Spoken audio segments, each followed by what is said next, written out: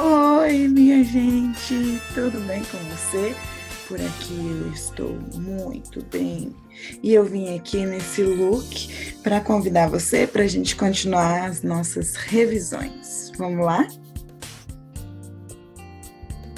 Muito bem, então, falando sobre concordância verbal, a gente viu, né, que verbos precisam concordar com seus sujeitos. Agora, falando sobre os casos dos verbos impessoais e do verbo ser. Quando a gente trata de verbos impessoais, nós estamos falando de alguns específicos, aqueles que não têm sujeito, aqueles verbos que, quando eu faço a pergunta quem fez a ação, eu não consigo encontrar ninguém, porque a gente chama de oração sem sujeito. Ela vai acontecer com verbos haver e fazer, quando eles têm alguns sentidos, eu já vou colocar na tela, e também com verbos de ação da natureza. Então, nós vamos ver o verbo fazer e o verbo haver, e eles só vão ser impessoais quando eles tiverem sentido de existir ou de tempo transcorrido. Daqui a pouco a gente vai ver exemplo. E também os verbos, né, de ação da natureza, que são chover, o nevar, trovejar. Então, esses verbos são considerados impessoais. Significa que quando eles existem na frase, eles não têm sujeito. Nesses exemplos, a gente vai conseguir ver os usos, então, desses verbos. Veja, havia crianças correndo no parque. Quem estava praticando a ação de haver crianças? Ninguém. Esse haver aqui tem sentido de existir. Então, quando ele tem sentido de existir, eu chamo esse verbo de impessoal e ele não é variável, ou seja, ele não vai fazer plural. Eu não vou colocar aqui um haviam, tá? A mesma coisa para o verbo fazer. Fazia 3 meses que não o via.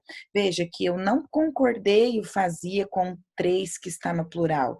Por que fazia 3 meses que eu não via? Né? É uma ideia de tempo transcorrido. Por isso, oração sem sujeito, por isso não varia. Choveu mais de 30 milímetros nessa madrugada. Veja que aqui também, ao invés de eu concordar com uma ideia que é com maior número, eu não tenho sujeito, por isso eu não vario esse verbo para plural, eu deixo ele no singular.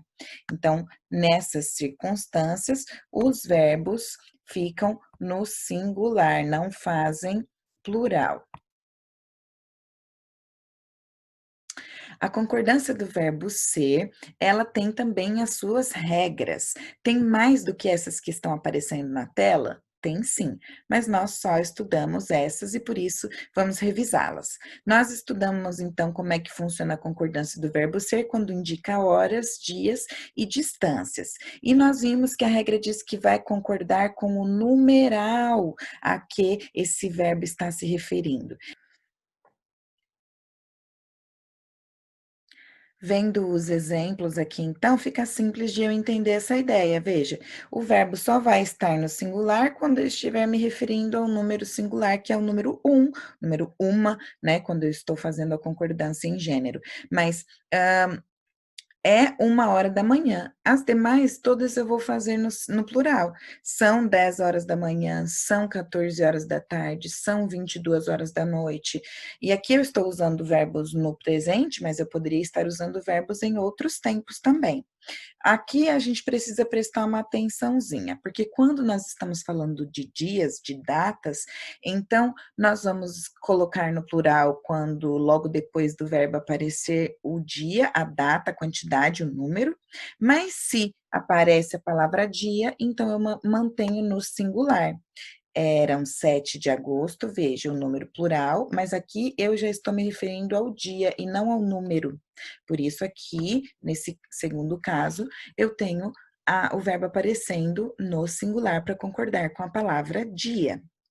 Daqui até o colégio são 23 quilômetros, estou me referindo do percurso aqui da minha casa até aí, ou até lá no colégio.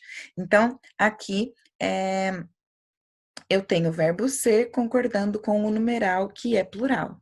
Simples, não é? Bom, depois dessa revisão, vamos para a ação e vamos lá fazer alguns exercícios. Um abraço, um beijo e até a próxima.